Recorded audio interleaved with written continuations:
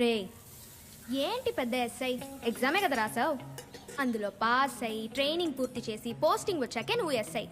ఒకవేళ ఎస్ఐ అయినా నువ్వేం చేస్తావేంటి?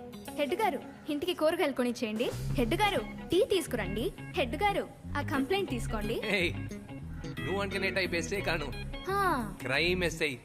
నీకు ఒక మంచి క్రైమ్ స్టోరీ చెప్పనా? చెప్పేది బాగా విను. చెప్పు. ఓ ఇంట్లో ఒక హత్య జరిగింది. నేనే హత్యని డైరెక్ట్ గా చూసిన విట్నెస్ అనుకో. ఇప్పుడు నువ్వు నన్ను ఎంక్వైరీ చేయడానికి వచ్చావు, ఎలా చేస్తావు చెప్పు? సరే, అక్కడ ఏం చూసావు? సారీ సారీ, అక్కడ ఏం చూసారు? అది ఆ ఇంట్లో 2 శవాలు ఉన్నాయి. ఒక శవానికి ప్రాణం ఉంది, ఇంకొక శవానికి ప్రాణం లేదు. ఆ ప్రాణం ఉన్న శవం ప్రాణం లేని శవాన్ని చంపేసిందమ్మా. అర్థం కాలేదే.